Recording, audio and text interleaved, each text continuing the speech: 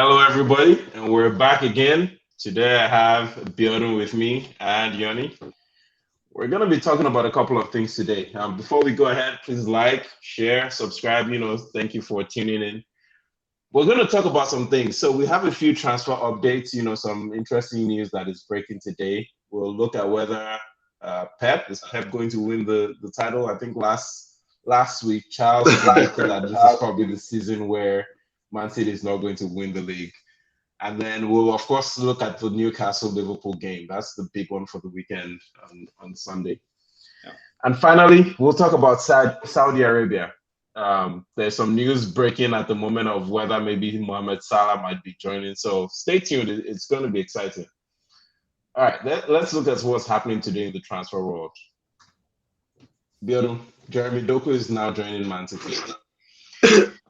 Man, I feel like we might not have seen Pep like our channel, but maybe Pep did listen to the recording of last week, and it was like, okay, guys, you think I won't win this season? Well, still more 1 week to go, and he kind of just signed Doku. We're hearing rumors that they're interested in Martin Nunes from Wolves. Paqueta is off for now. We're hearing that they might resume that in January. So there's a lot of things going on. I mean, this guy already replaced Laporte, right? Mm-hmm. Laporte 2029, and replacing him with the 21-year-old, the most expensive defender, Baggio. I mean, I felt like that was a defender I didn't need, but he already replaced that. So he has refreshed the team. Bernardo Silva has signed a new contract, taking him all the way to 2026. You and I know we talk a lot about. Actually, three of us we talk about Bernardo Silva a lot. That's someone that I would have loved to bring over to Aston. That's a player that's very smart and intelligent. So that guy renewing his contract, staying, trying to get Kovacic into the rhythm, how they can play together. I mean, you saw that through pass to Foden during the weekend and Foden back to Alvarez. So I think that midfield is beginning to gel. One question I do have is, what happens to Calvin Phillips? Maybe you guys can help me. Are they selling Calvin Phillips? Are they loaning Calvin Phillips? What happened to his career? So I am afraid. To be honest, I'm not just afraid for competitors in EPL. I'm afraid for the entire Europe. Because you tell me today, who has the best squad? Who has the best midfield than Pep? This is it. I don't know. I'm going to stop talking, but I'll tell you that, Pep is crazy, and it thinks every day about how he can continue to dominate and dominate and dominate. And this is not just fair. And I think we all need to do something about that. So I'm really pleased right now. I'm happy for that. But I think these signings have actually refreshed his squad. And I think they've just retained the depth that somebody needs to play in EPL and needs to play in the Champions League. Yeah, so I agree, right? I was looking at Man City's bench last week when they played Newcastle, right? You look at the bench and they have Stefan Ortega, which we've seen. We see Nathan Ake. And then beyond that, it's youngsters. It's Rico Lewis, it's Calvin Phillips, it's Sergio Gomez, it's Maximo Perron, Oscar Bob, Cole Palmer, who we've seen in League Cups competitions, and he's starting to play a bit more this season. And it's James McCarthy. And you look at that bench, right? And there's not so much, there's no name that you say would inspire fear that might, change a game around attacking wise. So I think that's probably what Charles was looking at is, looking at this kind of bench, it's like, can this, squad last through the season and challenge for the league? But then he goes and buys Jeremy I'm sorry to interrupt you. I think I responded on the group chat. I said, no, that's too early. Because you yourself said that. You said the same thing last season, just before the season started. And I told you, I said, wait. I actually responded in the group. I said, wait, and just wait. We still have like 2-3 weeks to go, and you've seen it right now. Sorry about that. Go ahead. So I was going to say to Yoni, right? So he goes and he brings in Jeremy Doku. He's bringing in Matthew Nunes. And we saw Jeremy Doku at the last World Cup, right? That was a player that was really exciting. One issue that I've had with him is his end product.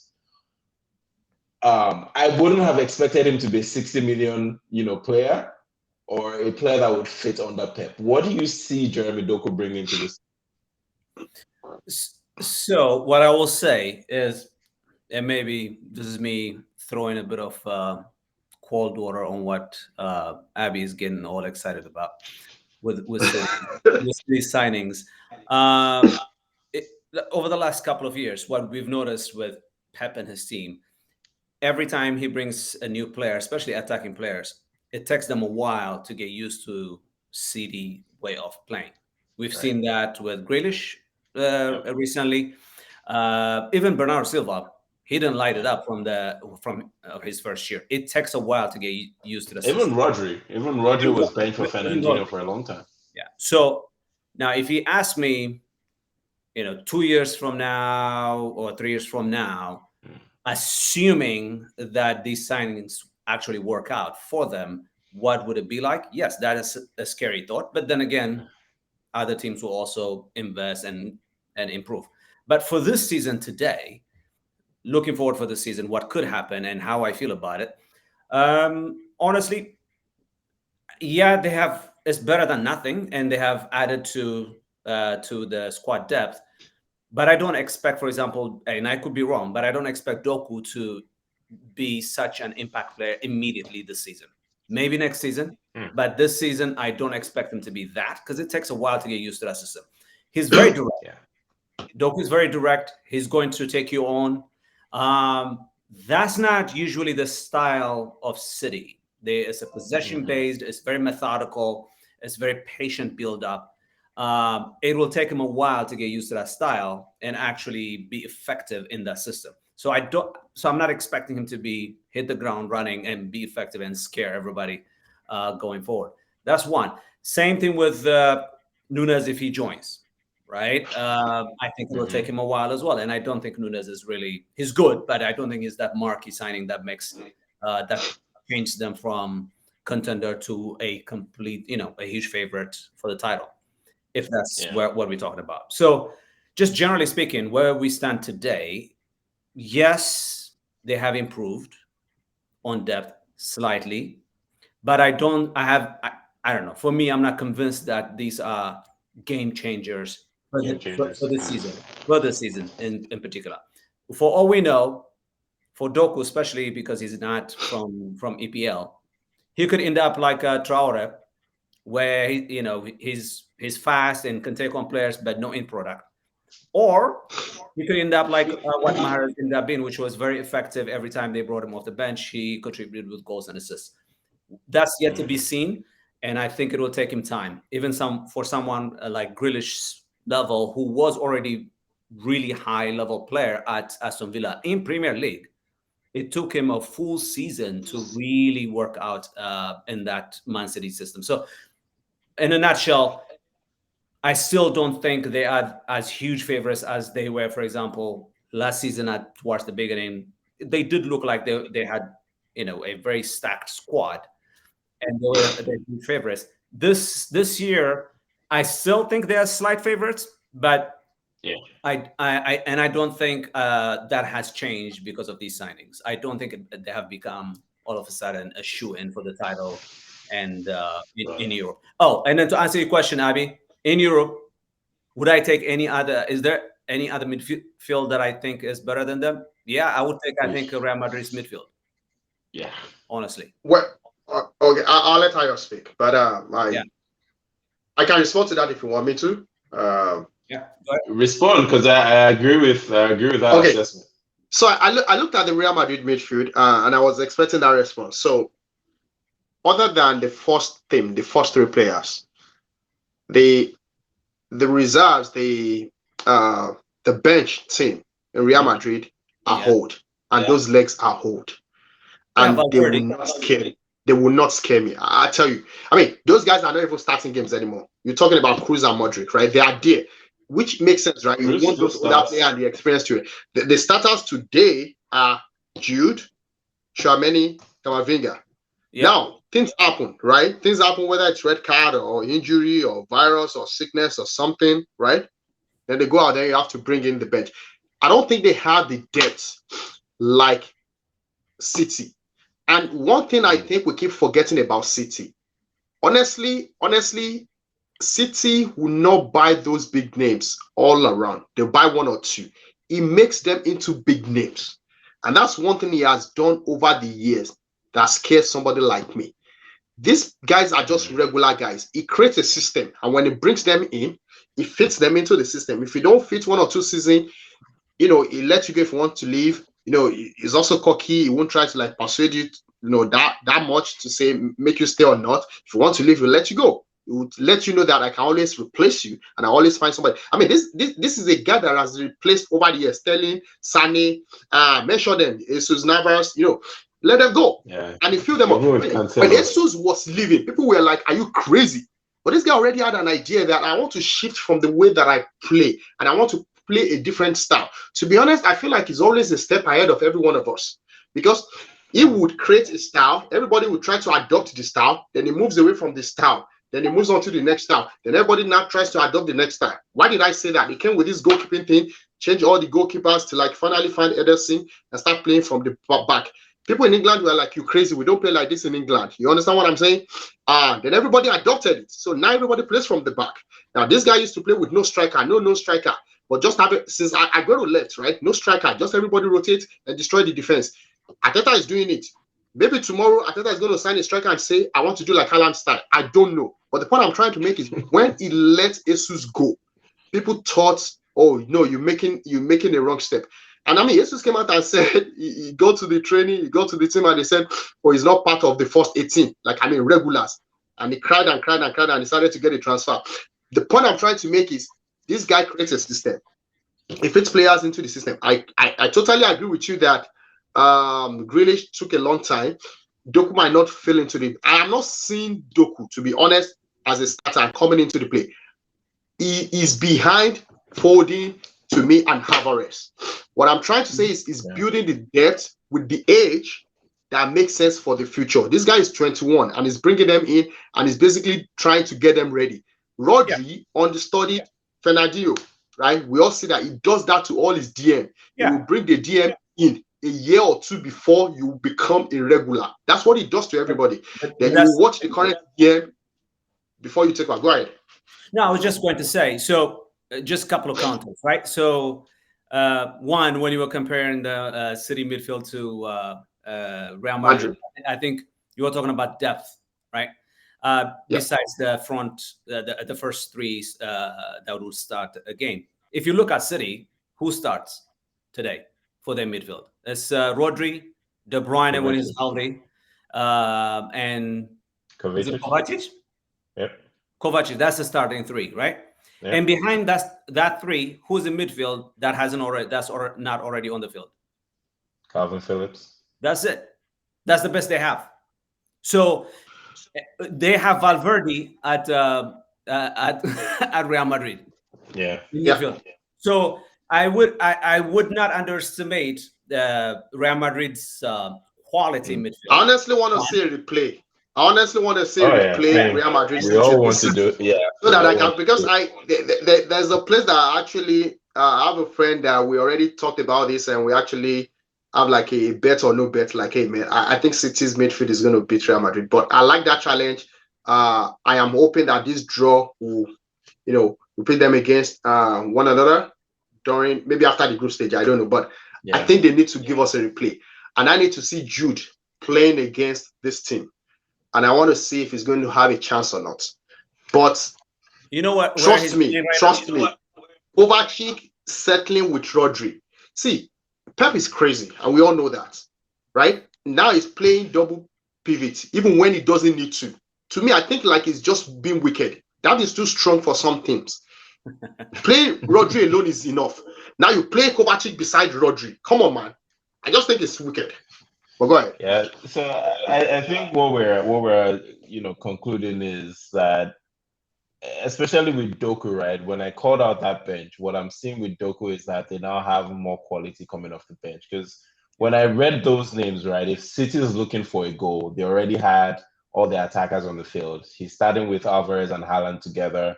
De Bruyne is injured, so Foden is already in the side.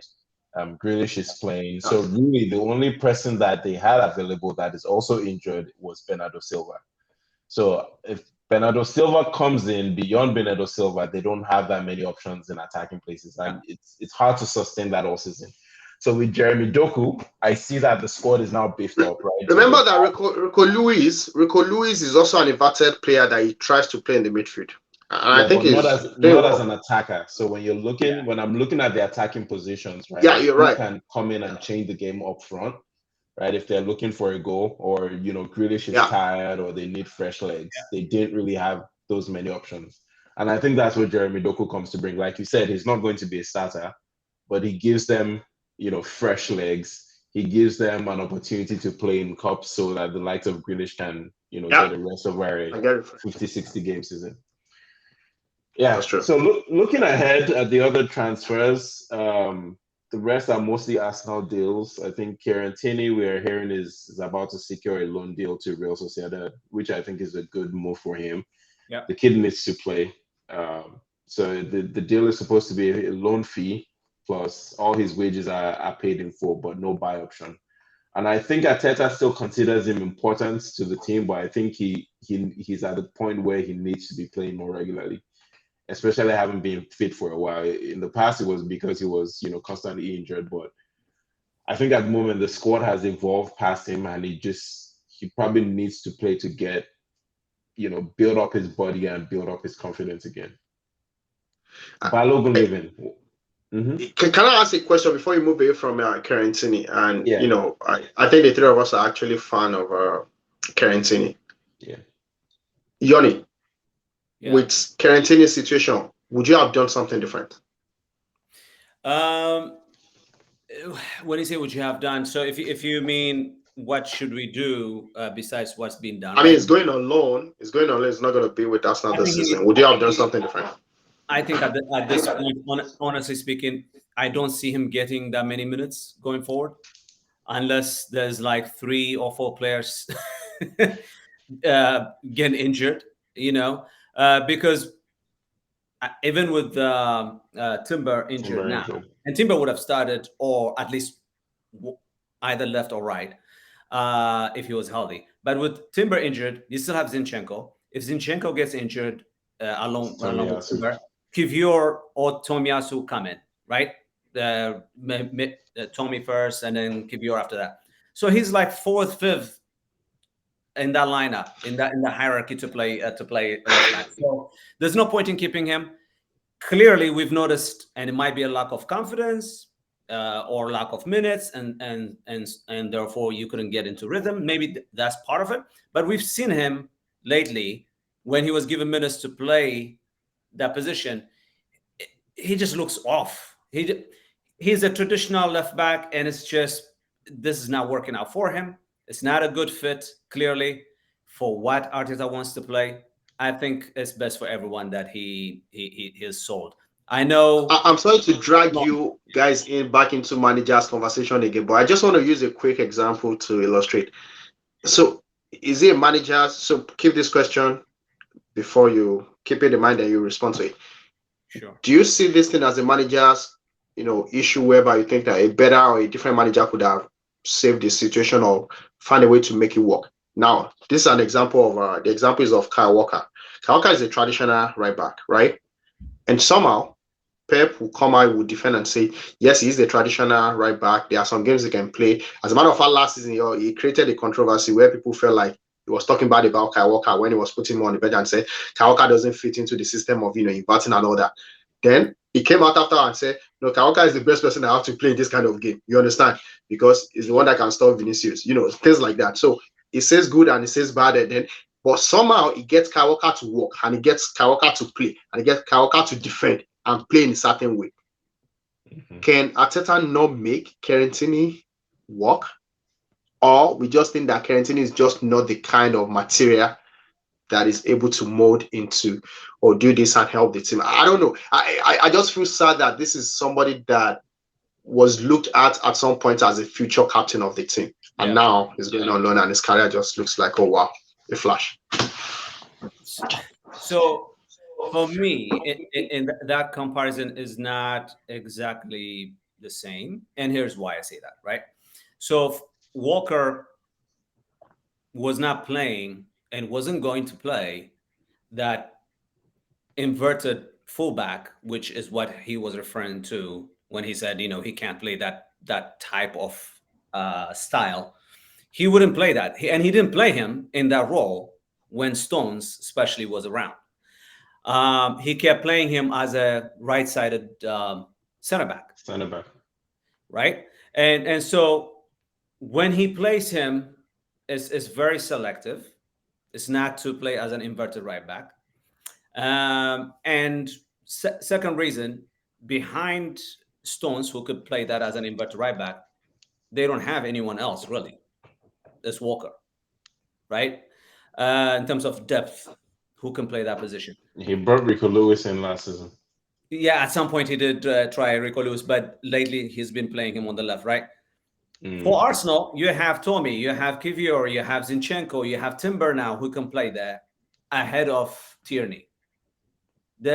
Why are you going to keep somebody who is like fifth in the lineup as a coach? It just doesn't make sense for anyone, is what I'm saying. And I loved him when we were playing a different style where he was marauding on the left. And to your point earlier, actually, I don't know if we were recording this when we were talking about Martinelli. We probably weren't. The old Martinelli who was just taking over players. That was when we were playing with a back four that was very traditional fullback play, and Tierney was overlapping, and it was allowing Martinelli to stay up and just keep attacking. Right now, Martinelli is being asked to do more than just that because of that inverted left back style that we play. And so it's actually impacting the way Martinelli plays, but this style is how Arteta wants to go forward with. And if we are going to stick to that style, then I don't see how you can make that Tierney work. Yeah, there's no place for him in the team. So why are we loaning him? Ayo, sorry, I'm just before you move on. So why are we loaning him, guys? Shouldn't we sell him finally? I mean, it sounds like there's no way back for him. Maybe they can't afford it. Okay. So I don't know if it's that Sociedad can afford it. I think Arteta still likes Tierney. Like, Tierney is a quality player when you think about it. Tierney in his right is a quality player. But when I liken it to the Saliba situation, when you have a player who hasn't played. You guys have played, right? You know what it feels like when you play week in, week out for 2 months versus when you don't play for 3 months and then you go and play, right? Even at the top level, it's not that much difference. That's why they talk about the concept of match fitness, right? It's one thing when you're physically fit. It's another thing to be able to play a full game and be ready to play. So I think Tierney is a quality player who just needs game time. He needs to build his body back. He needs to build his confidence back. And I think that's more what this is than, he's not going to get a chance to be better than Kivo or what's it called? Zinchenko or Tomiyasu. I think it's just that at the moment, those players are ahead and it's going to be hard. It's just getting harder and harder because those players are getting minutes. And when other players are getting minutes, it just gets harder and harder for you to get a chance to go past them. So I think his season alone is good for him. It's good for the club. His wages are paid. We get some money as well on top of it. I don't know what the exact is, maybe 3 million or a couple of million in there. What I don't know, and I'll ask you guys if you do know, is do you know how Real Sociedad plays at the back? Do they play with a traditional fullback, or do they do inverted fullback, or no? I haven't seen Sociedad. I know one thing that was important for Tierney apparently is because they're also in the Champions League. So not only are they playing in the league, there's also Champions League football. So I'm going to guess they play back four because I don't think he would go to a team where he's going to be part of a back three. So.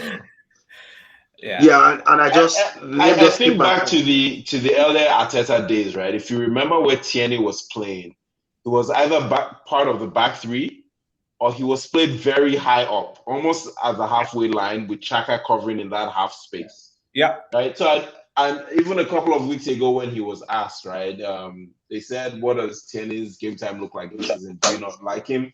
Why is he not getting a look?" And he's like, "Hey, he played in the."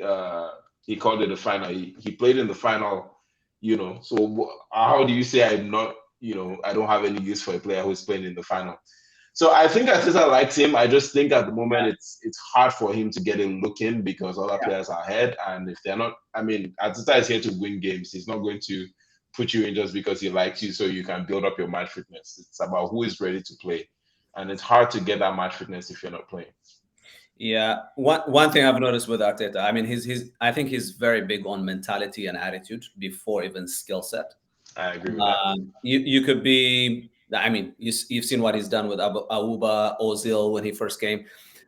You can be the best player in the team. If you don't have the right mentality or attitude, he's going to kick you out. He doesn't have any time for players like that. So on that note, it wouldn't be surprising why he would love a player like KT because his mentality is, he's a beast. Yeah, you can never question his mentality. But yeah, he just is not a fit right now. All right, kudos to West Ham. I know that was a player that we were hoping might come as a backup for Saka, but where do you think he fits in at West Ham? Because I was going to say they have Jared Bowen on the right, which is where maybe Kudus would play. For Ghana, he played on the left of the midfield three. Where do you guys see him fitting in at West Ham? Does he go to midfield? Does he play on the wings? What do you think David Moyes' plan is for him at West Ham? So my thinking is, and I think that's what I read as well, is that they started being interested in Kudus in anticipation of losing Paqueta. And Kudus is, if you see him at Ajax, he doesn't just play on the wing. He plays as an attacking mid, as a 10 sometimes. And he even plays up top in some games. Yeah, I've seen him play like a false 9. He's a very versatile player. Also why I thought Arteta would go for him, because he likes players that can play different positions. Multiple positions, yeah. Exactly. And so at West Ham, I think they're still going for him because once this whole thing is cleared up, the issues with Paqueta, they fully anticipate Pep eventually to still come back for him. Interesting. And so this is, I think, that insurance cover for Paqueta. That's okay. I see him playing. Okay, cool. And last, Balogun leaving Arsenal. Good deal on all sides. Yeah, I think it's a good one. With the money that we're hearing, I actually think that's a good deal. Because it probably would be, that is actually more than the price we sold Xhaka. And to me, 40, 50 I think that's actually, Xhaka was 34, 35, right? And if you could get Folarin out at 40, I think it's a good deal for the club. Now, are we planning to invest that money into a striker come January, which is my wish? I hope so. Because by January, hopefully we can repeat what we did last season and find a way to get to the top. But if we achieve that by January, I think a reinforcement and picking up a very great striker, maybe Ivan Toney. Honestly, I wouldn't mind. I wouldn't mind. I mean, the guy likes how we play. Liverpool is not doing well, so he can come to us. But Folarin out of the window will be left with Nketiah and Jesus. Champions League is going to happen in September, October, right? Games are going to start coming. FA Cup, Carabao, players are going to get injured, right? So I think investing that money, and this time around, I don't think we need a top striker. We need a top striker. So I hope Edu and Arteta are looking into a top striker, not a third striker, because we no longer need a third striker. As a matter of fact, some players will probably leave or retire or something. I think we should think about how we play Jesus going forward if we get that top striker. I think it might just be another supporting striker. Maybe we'll switch to start playing 4-5-1. I don't know. It might be. Or 4-4-2. We might start thinking about formation to accommodate Jesus behind the top striker. You know what I mean? Because he can finish the job, lay the pass, and we get somebody like Haaland as well. Just like a top striker that is. But I don't need an Haaland. If I get an Ivan Toney, I think that's enough. I know it seems a dream, but you know, Chelsea has that kind of money. We don't pay that kind of money for a striker. So that would be my thought. I don't know what Yoni is thinking, but I think it's a good money that I think we should reinvest if we are going to challenge for the title. Yeah, that would be my wish as well, is that we invest in a top striker. But looking at the acquisitions that we've made and looking at, you know, what I hear from Arteta and the way Arteta seems to operate, I think that is unlikely. And I say that because if I'm looking at the way Arteta thinks, I'm looking at that squad and I'm thinking he has Trossard who can play in that position. He has Kai Havertz who he has played in that position. And I think that's where Arteta's mind is that he has other options if they need players to fill in that number 9 position. So I think it's unlikely that we invest that in the striker role. Will we buy another player somewhere else, maybe in midfield, maybe a backup on the wings? I don't know. But there are options on the bench. So if we buy a player, I think it's more likely that we add someone in midfield. But even then, you know, you have Partey, you have Jorginho, you have Rice, you have El Neni. I think it's unlikely Arteta adds another player unless something drastic happens before the end of the window. Yeah, and I don't know if I'm talking from a wish perspective or actually what's going to happen, but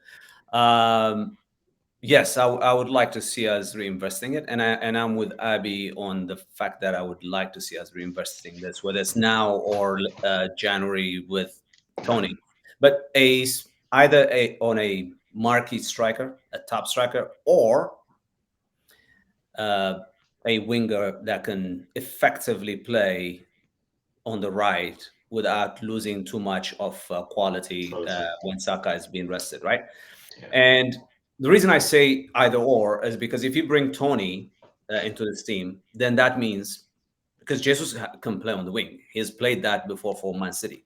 Mm-hmm. Then that covers you for the wing with Jesus. He can play in both games, right? If he can play in both positions.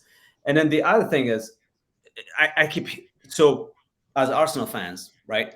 We've wanted to be in this position where our club is being ruthless, bringing in quality after quality, but we still are not used to it. And so there's a bit of this emotional attachment to certain players. And so when you start talking about, bring in Tony or some other marquee striker, you will hear from some fans go like, oh, then what happens to Jesus? I'm like, well, if Jesus has to go to the bench because this player is better than him, then that's what happens. And if you've noticed with Arteta, which I'm liking, especially how he's moving on lately, he's very ruthless. Look what he's doing with the goalkeeping position. I mean, Ramsdale, we've been hailing him for a while. Does he have certain shortcomings? Yes. But what does he do? He brings in another top goalkeeper, keep him on his toes. The moment he loses or messes up something, Raya is coming in. And if that's what it means, that he goes to the bench, then it is what it is. Because if you want to play and compete at this level, then that's what you're going to have to do. So, man, I would love Tony in January. Abi, I'm with you on that. If we can get somebody now instead of then, who is also equally at the top level, yeah, but I can't think of anyone that would fit the bill right now. But yes, I would love to see this money reinvested and ideally in a top striker, because I think we're missing that. Yes, we get goals from other positions, but I think getting a Tony type striker doesn't take away from our wingers. I think it completely sharpens our attack, and it could be a difference between winning the title and just contending. I agree. Yeah, because you need your players to come from the bench and be a game changer. Yeah, and I'm not sure if we have that today. Yeah. All right. Well, we have Trossard. We have Smith Rowe. Yep. I haven't seen Trossard. I'm not going to say the third name. We actually, our depth is actually looking pretty decent right now. I mean, those guys changed the game against City, right? Because he threw all of them on. He threw on Smith Rowe. He threw on Trossard. He threw on Fabio Vieira. They got that equalizer. Yeah. All right, let's switch gears a bit. I know we've talked a lot about City initially, but let's just touch on it for maybe a couple minutes. Does Pep win the league again this season? I'm just going to recall something Charles said, and I think we kind of alluded to it at the beginning, which is it's not about the squad, it's about Pep. It doesn't matter who the players are. As long as Pep is there, we have the problem.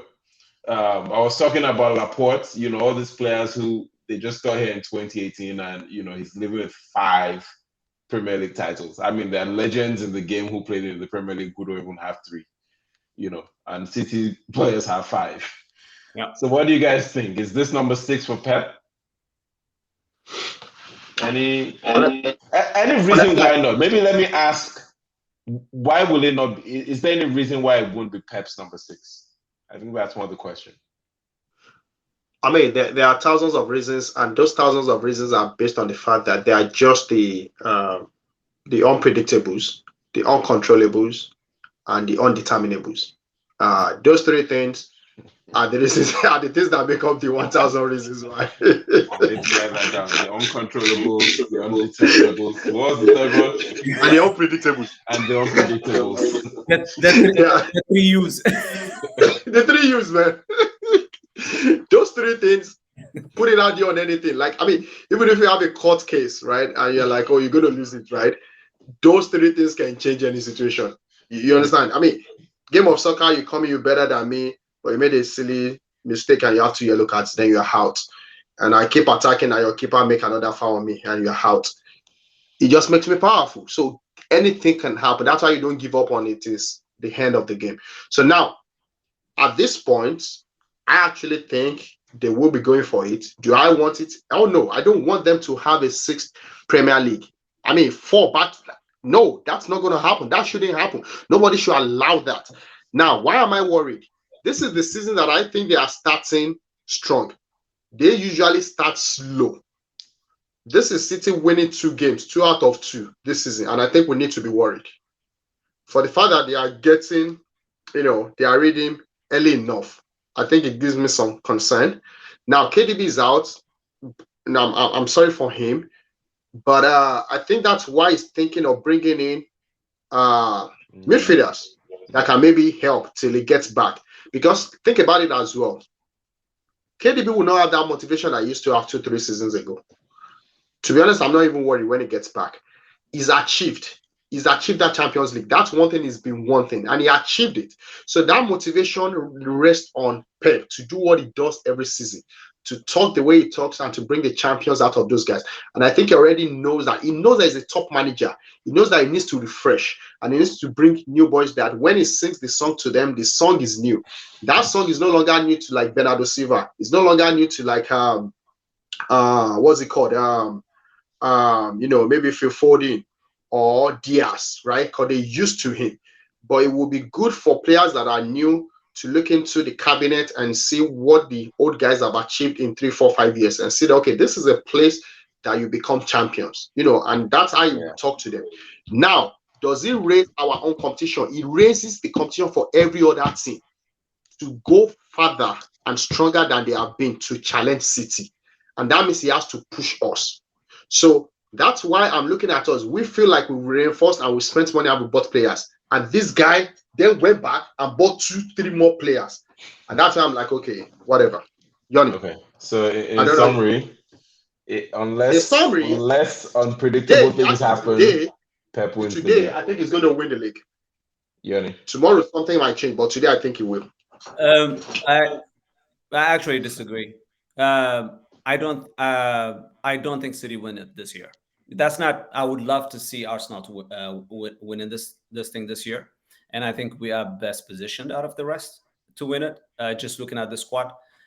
But that's not to say we are now going to win it because I'm saying City won't. I just don't think City will win it though, and the reason for that, when I look at the squad that they have today this season, and I compare it to the squad that they had last season and the season before and the last few years, I actually think the squad is not as strong as their previous squads. Mm-hmm. In defense, yeah, okay, they've added a top defender, but that was not their issue to begin with. Yeah. So their defense just became stronger, but by how much margin, that I don't think it makes that much difference today. But for the future, they are definitely taken care of. Exactly. But for the here and now, their midfield, they lost Gundogan, who, regardless of what you say about him, and the guy is clutch. When it comes to the tail end of the season, when they go on those runs, he is one of their best players and has been doing that season after season for them. Yeah. Now they have replaced him with Kovacic. Kovacic is not that kind of player. He's not the one who's going to score goals and do this game-changing kind of plays. He's not it. He just is not. And on the right, Mahrez from the bench always produced. When they needed to change a game, he came in and would produce. We'll see what Doku does on his first season, because that's really the only backup they have to Bernardo Silva, who they're playing now on the right wing, right? Yeah. That's two. Another thing is, if you look at De Bruyne is an older player. It's been an X factor for them. He's that much older, and his injuries are already catching up with him. It's been showing. It's been coming. Every season, he keeps getting injured more and more. And I don't see this current injury as a one-time thing. I expect him to have these kind of incidents through the season. It's going to be on and off for him. When he is playing, he's out till about February. Yeah, and he will come back, and when he's healthy, he will deliver because he's a top-level player. But I don't see him being a reliable starting player game in, game out, season, like he's been the last few seasons. So I think they are weaker overall, and that's one factor. And when you see the other teams around them, I will say, with the exception of Man U, all the others have strengthened, I think, significantly. Yeah. What that means is, in the games that they will play against these teams, I expect them to actually drop points when they wouldn't at the last week. Yeah. So Did you see the Newcastle game, Yoni? Was that the Newcastle game? Newcastle game, Yoni? Did you see the Man City Newcastle game? I did. Okay. So this is the same thing that you think they are not as strong. I tell you honestly, the first 11 is strong. I think the first 11 is Newcastle. What they did to Newcastle that weekend, I am not sure any other team this season will cage Newcastle that way. Did you hear what Eddie Howe said after that game? He said the first half, they struggled to show their own identity, and they let them take over their own mentality. But second half, they came back and said, well, we're behind, and we're going to fight, and we're going to try to show our own identity, and we're going to try to play the way we want to play. Now, playing against City is not just the game anymore. Yeah. It's just breaking that mentality. Yes. Getting that out of the box, like, no. You're not going to treat me like a kid. And that's what you have to do again. If you can't do that, number one, then it's hard for you to play. See, I agree with you, they are weak when you look at that compared to the folks that have left. But I still don't know how they just come into the game and just make everybody inferior and just make everybody else look stupid, as if you cannot kick the ball. Yeah. That is the part that I still don't understand. This is Newcastle that rattled Aston Villa. This is Newcastle that is physical and will not let you do certain things. I'll wrap this up a bit, but I think it boils down to one thing. And for me, I think what we've seen from City over the last few years, and I think we saw it from Liverpool as well when they won the league, is injuries. If they keep their team injury-free, City hardly ever get, like, besides KDB, they've very rarely had injuries. Grealish was available all season. What is big? Can rotate. Yeah, that's what I'm saying. So they've been able to rotate, and whenever they have players injured, it's maybe been one or two. They haven't lost several key players out. You think of that Liverpool team, they had Firmino, Salah, and Mane fit the whole season. So I think for me, it boils down to, like Biodun said, unpredictables. If they don't have any key injuries besides De Bruyne, they can afford to lose one or even maybe two more players besides De Bruyne and still be okay. They will do what they did to Newcastle to most teams. But outside of that, if they start to get more injuries, then I think it they could start to shake. But the first 11, first 13, 14 is solid. There's probably no better team, not just in terms of the names and the technicalities, in terms of playing together, outside that first 13, 14 players that City has. Now, so I do agree with the fact that they have a solid team. So don't get me wrong. What I was saying, they are weaker now, and I don't see them winning the title this year. It's not to say they're not going to be contending for it. They are pretty strong, and they are well seasoned, and they know how to win titles. So, and that goes a long way to winning titles in EPL. But to your point about, for example, I thought that game was very impressive from a defensive tactics perspective against Newcastle. They basically stifled Newcastle, but what that meant is they also didn't create any chances for themselves either, right? So that was not the typical attacking City, and that's why it ended up being 1-0. Now, keep in mind, that was a home game, right? And they had to go out of their usual flair and stuff and actually be very tactical to stifle Newcastle in their own home. Now, go to Newcastle. I want to see how that translates at Newcastle, because Newcastle are not going to feel inferior to anybody. But by that time, everybody will be informed. It will be a different game. Yes, that's what I'm saying. Brighton, I want to see how they play against Brighton. I want to see how they play against Brighton. Those are games that I want to see a fearless attack that doesn't respect City, and they will play. And Dizabi, and he knows, he fears Dizabi. He knows that. He knows the one-on-one. He knows that he's a crazy coach. I want to see them. I'm looking forward to playing against against us as well. I want to see, because this is a Yoni, don't say that again. Every time you say that, you jinx us. That's when we get injured, or party has an injury, or somebody has a red card. Don't put your expectation there again. Let it stay in your mind. Keep it to yourself. No. Listen, this is a much more physical team that we have. The lineup that we have, right? A much more physical team. It's not going to feel inferior going against that midfield of City. Honestly, I don't feel inferior. I have in the last few years, including. Well, surely, like I said, anyone that wants to play City and win, you cannot go into a City game and feel inferior. The moment you do that, you've lost. Yeah. I mean, we've talked about this thing. One thing that has improved that people don't see, and maybe they see, they just forget. People focus on how they hold the ball in the midfield. No, City has improved significantly in that defense. When they lose the ball, they try to recover it in your half before you get to their half. Yeah. And they know how to foul you in the way that they don't get yellow cards. And I don't know how they keep doing it. But that's their style. They've always had that counter pressing, right? No, I mean, when Pep first came, he struggled with that defense. His defense was the loophole. Today, his defense is even stronger than before. And I mean, why does he keep buying all these expensive defenders? Tell me in the league, what other teams has expensive defenders like City? He buys in all areas.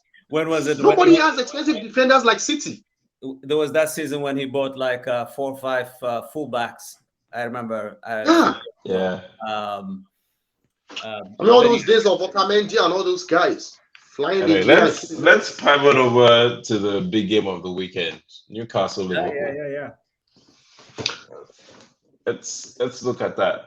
Yoni, so we've just been talking about Newcastle and how they played against City. Newcastle is going to be at home now. They're at St. James's Park against Liverpool. Yeah. How do you see that going?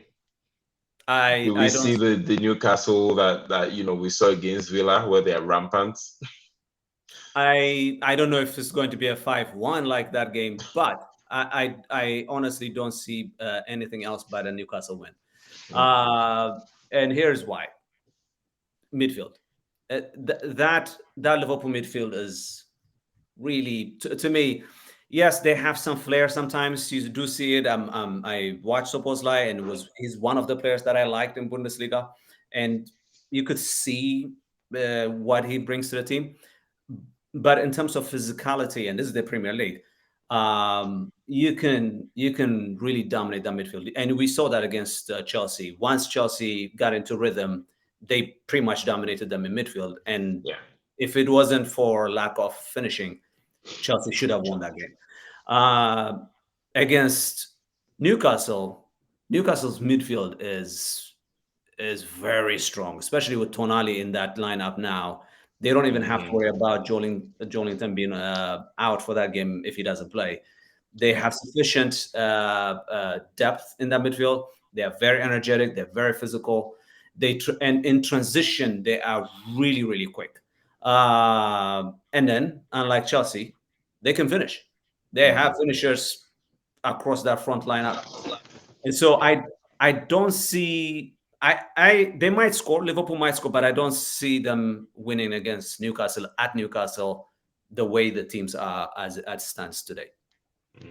McAllister's red card has been overturned, right? So he should be available for the game. Yeah.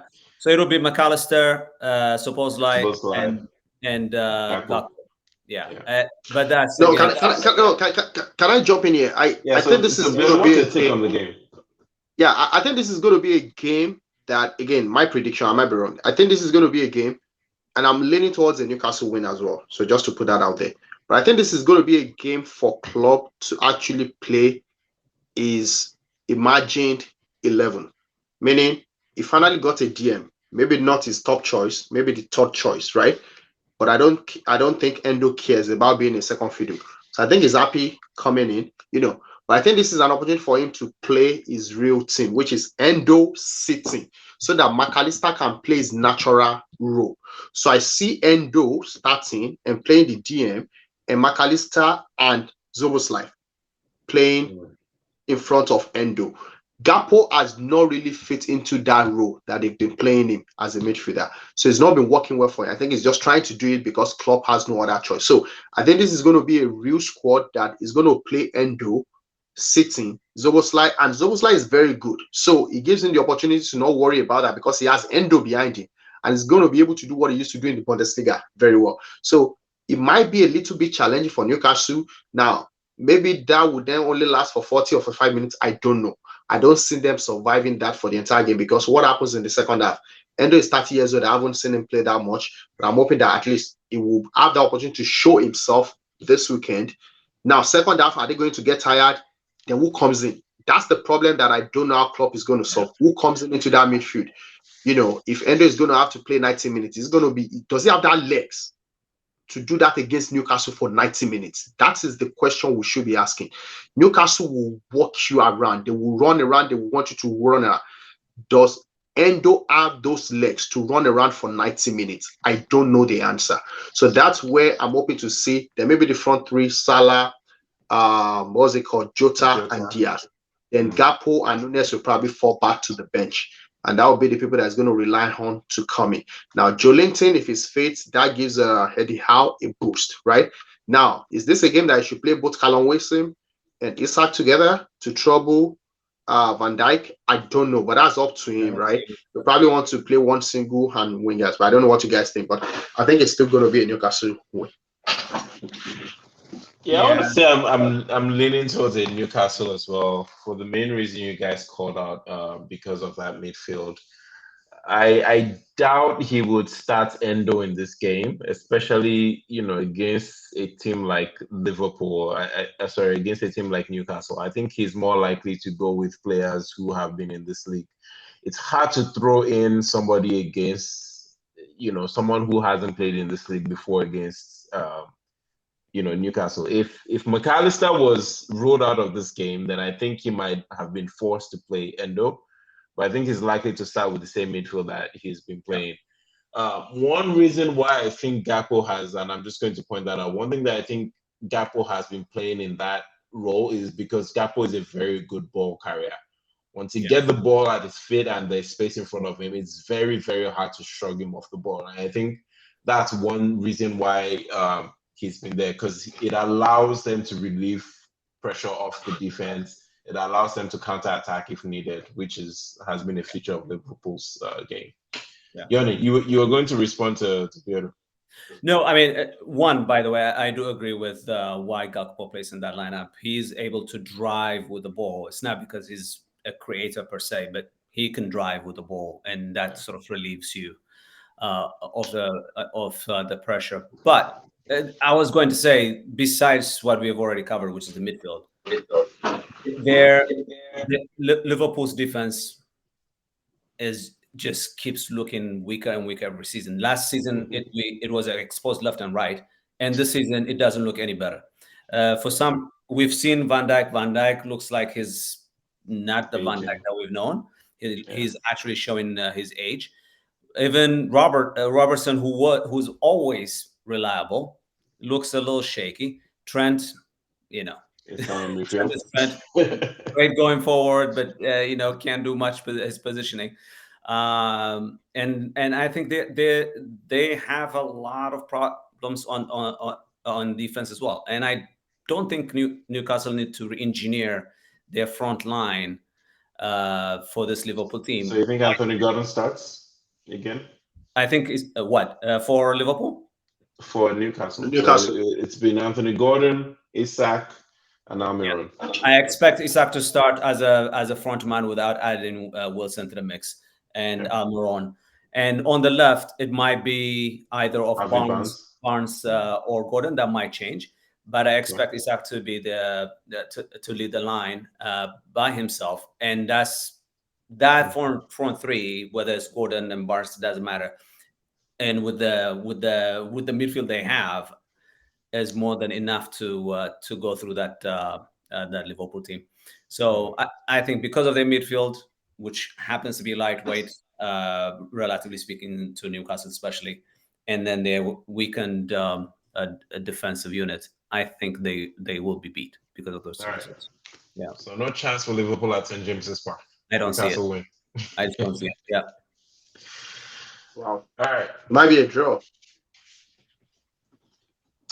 I mean, you can never rule Liverpool out because going forward they still have some very strong players. Jota could pop up with a goal from anywhere. Yeah. We saw what Luis Diaz did, popping up the ball in the box and finishing. And Salah is Salah. That was a goal. Not 30-goal Salah, but Luis Diaz's goal. That goal was something. Yeah, that was amazing. Sort of reminded me. It's gonna be a fun game. Remember Thierry Henry goal against Man U? Yeah, from outside the box. Marta standing still. Yeah. Just watching it. It reminded me of that a little bit. Yeah. All right. It promises to be another exciting week.